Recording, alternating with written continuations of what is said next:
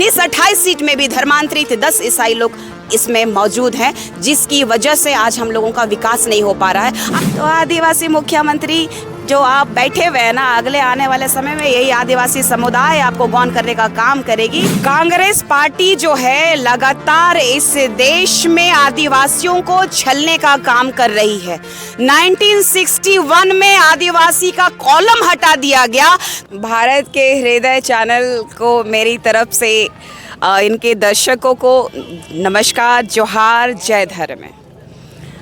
चूँकि कुर्मी समुदायों को संवैधानिक तरीके से उनको जवाब मिल चुका है, टीआरआई का रिपोर्ट 2004 में भी, 2015 में भी, और सुदेश महतो जी के द्वारा जो एकल पद जो आरक्षित सीटों को, आदिवासी आरक्षित सीटों को जनरल के लिए उनकी जो मांग थी, कोर्ट परिसर में अपना दरवाज़ा खटखटाया इन्होंने और ये जीत भी गए थे। लेकिन आदिवासी बुद्धिजीवियों के द्वारा जो अपने अस्तित्व को बचाए रखने के लिए, हमारे आरक्षित सीटों को बचाने के लिए फिर से उन्होंने पुनः कोर्ट का दरवाज़ा खटखटाया और हमारे आदिवासी समुदाय की जीत हुई। तो इनकी मनसा का पता चलता है कि ये ना लुकुर कमेटी में फिट आते हैं, ना टीआरआई रिपोर्ट का इन लोगों को पॉजिटिव मिला, ना ही सुप्रीम कोर्ट से इनको पॉजिटिव रिस्पांस मिला। लेकिन इस झारखंड राज्य में किस तरीके से राजनीति करना है, शासन करना है, यहाँ के जल जंगल ज़मीन को लूटना है, तो ये कुर्मी समुदाय ने ठान लिया है कि केन केन प्रकारन जब संवैधानिक तरीके से ना मांग पूरी हो रही है, तो फिर आने वाला समय में ये लोग किसी भी तरह से अपना जो लक्षण है इन लोगों का वो दिखाते हुए वो दर्शा रहे हैं, प्रदर्शित कर रहे हैं सोशल मीडिया में। पूरा ये झारखंड ही नहीं, पूरा देश देख रहा है कि कौन किस तरीके से और कब किस समय में इन लोगों की जो मनसा का जो उबाल जो दिख रहा है वो तो जग जाहिर है। और आदिवासी पहले भी कहा था और अब भी कह रही हूँ कि आदिवासी पैदा होते हैं, बना नहीं जाता है। निशा जी, जो आप बोल रहे हैं, तो जैसे बहुत सारे लोग कुर्मी समाज के लोग बोल रहे हैं कि पहले 18 जनजाति थी, 32 जाति कैसे हो गए जब पैदा होते हैं? तो देखिए, सबसे बड़ी बात है कि इस भारत देश में सुप्रीम कोर्ट ने 2010 में कहा, याद आप कहिए, आपको ये बात जानना होगा, 2010 में कहा कि आदिवासी इस देश का मूल मालिक है। जब 2010 में उन्होंने कहा और संविधान में हमारे लिए जो विशेष संविधान बनी है उसका भी आज अनुपालन नहीं हुआ है। आप बता दीजिए कि ये झारखंड राज्य, ठीक है मानती हूँ मैं कि यहाँ पर सभी समुदाय के लोगों के आंदोलन के बाद झारखंड बना है, लेकिन हमारा इतिहास बहुत गहरा है। हमारा इतिहास सिर्फ झारखंड में नहीं है, आप भारत के किसी कोने में नहीं, विश्व में चले जाइए, विश्व में आदिवासी मिलेंगे। कुर्मी समुदाय को पूछिए, कभी ये कहते हैं कि लव कुश के वंशज हैं, कभी कहते हैं कि हम शिवाजी के वंशज हैं। लव, कुर्मी, कुश, कुशवाहा, इन लोगों को संवैधानिक तरीके से ओबीसी कैटेगरी में रखा गया है और ओबीसी कैटेगरी के भी एक्सट्रीम बैकवर्ड क्लास में रखा गया है। इन लोगों को अत्यंत पिछड़ा वर्ग में रखा गया है। तो ये जो कुर्मी समुदाय के विधायक और जितना लोकसभा सांसद है, ये लोग जो आदिवासियों को और कुर्मियों को लड़ाने का काम जो कर रही है इस झारखंड राज्य में, तो मैं इन असंवैधानिक लोगों को मैं ये बोलना चाहती हूँ, 10 विधायक आपके पास है, 2 लोकसभा सांसद है कुर्मियों, जनता के द्वारा, जनता के लिए आपको जनता ने चुना था। कुर्मी समुदाय ने सिर्फ वोट नहीं दिया था, कुर्मी समुदाय ने ही सिर्फ आपको विधायक और लोकसभा सांसद नहीं बनाया। तो मैं आप लोगों को ओपन चैलेंज करना चाहती हूँ कि दम है तो इस्तीफा दे के देखो, ये भी पता चल जाएगा। घाटशिला का उपचुनाव जो होने वाला है एक सीट में, तो 11 सीटों में चुनाव होगा। और आज जो ओबीसी के लोगों के द्वारा भी आरक्षण बढ़ाने का जो मांग किया जा रहा है, तो आप जाइए कुर्मी समुदाय के लोग आरक्षण बढ़वाइए। निशा जी, अपने एक सवाल, OBC एक सवाल और। समुदाय के लोगों का सपोर्ट करिए, नहीं तो ओबीसी समुदाय के लोगों से कहना चाहती हूँ कि ये लोग जो आरक्षण ले रहे हैं ये भी समाप्त होना चाहिए। निशा जी, एक सवाल, आपका एडी पे डाला हुआ राहुल गांधी जी जब भारत जोड़ो न्याय यात्रा के दौरान रामगढ़ आए थे तो उन्होंने कुर्मी समुदाय के जो मांग है इनका समर्थन किए हैं, इनको क्या कहेंगे? देखिए, कांग्रेस पार्टी जो है लगातार इस देश में आदिवासियों को छलने का काम कर रही है। 1961 में आदिवासी का कॉलम हटा दिया गया। कांग्रेस सरकार चाहती तो यहाँ जो 5th शेड्यूल का क्षेत्र है सबसे लंबा समय शासन करने वाला कांग्रेस सरकार रही है। 5th शेड्यूल के क्षेत्र में वो स्वशासन लागू कर देते, पेशा कानून लागू करवा देते। पेशा कानून 1996 लागू करवाने में उनको सर में दर्द था क्या? कांग्रेस पार्टी जो राहुल गांधी जी हैं, कांग्रेस जब दौड़ रहे थे ना, जब भारत जोड़ो यात्रा करने में दौड़ रहे थे तो ये बेटी भी पीछे पीछे दौड़ रही थी, लेकिन आदिवासियों के प्रति इनका कोई सेंटिमेंट्स नहीं है। ये सिर्फ और सिर्फ हवाबाज नेता है। राहुल गांधी आदिवासी समर्थक कतई नहीं हो सकते। दीदी, एक सवाल और कि जिस प्रकार से जो नेतृत्व करता थे शीतल ओहदार जी या अजीत महतो जी, उनका नाम बिल्कुल लग ही नहीं रहा है कि वो कुर्मी समुदाय को नेतृत्व कर रहे थे। ऐसा लग रहा है केवल विधायक सांसद, चाहे जयराम महतो हो, सुदेश महतो हो, लंबोदर महतो हो या तो फिर तिवारी महतो, इनका नाम ही उछाला जा रहा है। देखिए, चूंकि राजनीतिक फायदे के लिए ये लोग अपना प्रयत्न कर रहे हैं और इन लोगों ने चेहरा चमका करके ही यहाँ तक पहुँचे हैं।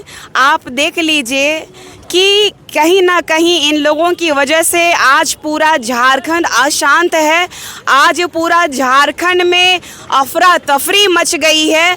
आज हमारा पूरा समुदाय जो है, जो इस देश का मूल मालिक है, जो वाकई भारत अगर संस्कृतियों से जाना जाता है तो आदिवासी समुदाय के द्वारा ही जाना जाता है। जल जंगल जमीन जो बची हुई है ये आदिवासी समुदाय की ही देन है। और आदिवासी समुदाय जो है, हिंदू, मुस्लिम, सिख, ईसाई, अन्य धर्मों या पंथ जितने भी हैं, सबसे पहले आदिवासी समुदाय आता है। और यही आदिवासी समुदाय को मटिया मेट करने के लिए केंद्र से लेकर के राज्य सरकार तक भी लगी पड़ी हुई है। जिस प्रकार से 2014 में जब रघुवर दास की सरकार थी तो जब विधानसभा में प्रस्ताव आया था तो हेमंत सोरेन जी सबसे पहले हस्ताक्षर किए थे, बहुत सारे लीडरों का कहना है। तो क्या हेमंत सोरेन भी आदिवासियों को छलना चाहते हैं? देखिए, जहाँ तक कि मुझे पता है, हेमंत सोरेन जी एक आदिवासी बेटा होने का जो फ़र्ज उनको निभाना चाहिए वो निभा नहीं पाए हैं। उनके पिता का देहांत के बाद उनका गांव नेमरा का उद्धार होता है, 25 साल होने को है। और 25 सालों के बाद वहां नेमरा में एक बिजली और सड़क आती है तो उनसे हमें कोई उम्मीद नहीं रह गई। लेकिन जनता ने एक उम्मीद जताई थी कि एक आदिवासी बेटा आदिवासी समाज को लेके चलेगा। लेकिन आज जो मौन धारण किए हैं, तो आप उनसे पूछिए, जवाब पूछिए कि सुप्रीम कोर्ट को ये पेशा कानून लागू करने के लिए इतना कड़ा फैसला क्यों लेना पड़ा। एक आदिवासी हितैषी होते हुए अगर आदिवासियों के परिप्रेक्ष्य में वो फैसला नहीं ले सकते हैं तो आदिवासी मुख्यमंत्री जो आप बैठे हुए हैं ना, अगले आने वाले समय में यही आदिवासी समुदाय आपको गौन करने का काम करेगी। और आदिवासी बोल करके आदिवासियों को गुमराह करना बंद कीजिए। अच्छा, झारखंड में या भारत में जितनी भी पॉलिटिकल पार्टियां बनी हैं, सबसे ज़्यादा किन किन पार्टियों ने आदिवासी समाज को छलने का काम किया है, क्या लगता है आपको? सबसे पहले तो कांग्रेस ने पूरे भारत के आज़ादी के बाद सबसे ज़्यादा शासन किया है। और इसीलिए मैं कहूँगी कि कांग्रेस पार्टी हमारे लिए सबसे ज़्यादा घातक रहा है। और हमारे आदिवासी समुदाय के विभिन्न पार्टियों में रहने वाले नेताओं को भी मैं कहना चाहती हूँ कि पार्टियों के गाइडलाइंस में जो बंधे हुए हैं तो आप भूल रहे हैं कि जनता के लिए, जनता के द्वारा बनाए गए हैं और एक आदिवासी समुदाय से आप आते हैं। तो 2017 में एक बढ़िया काम किया था बीजेपी ने, धर्मांतरण बिल पास करके, लेकिन आदिवासियों का भी ये जुमलेबाज ना करे। इसीलिए मैं बीजेपी को भी रडार में लेना चाहती हूँ कि बीजेपी की जब सरकार रही तो पेशा अधिनियम क्यों नहीं लागू किया गया। अगर वो हमारे इतने बड़े हितैषी हैं तो हमारे लिए भूमि अधिग्रहण बिल जो है, चाहे CNT-SP एक्ट का जो लगातार उल्लंघन हो रहा है, तो इस पे रोक क्यों नहीं लगाया गया। हम आदिवासी प्रकृति प्रेमी हैं, हम लोग सरल स्वभाव के हैं, हम अपने समुदाय में खुश रहने वाले लोग हैं। हमें विकास में कभी बाधित कहीं देखा है क्या? कहीं विकास में हमने बाधा किया है क्या? लेकिन इस संविधान में हमें एक पहला दर्जा दिया जाता है, इस भारत देश का मूल नागरिक, प्रथम नागरिक कहा जाता है, लेकिन संविधान में हमें आरक्षण मिलने के बावजूद आज हम अंतिम पायदान में खड़े हैं। चाहे शिक्षा की व्यवस्था हो, चाहे स्वास्थ्य की व्यवस्था हो, चाहे गाँव में सड़क पहुँचने की बात हो, पुल बनाने की बात हो, हमारे बच्चों की भविष्य की बात हो, तो हम सबसे अंतिम पायदान में। इसका कारण क्या है?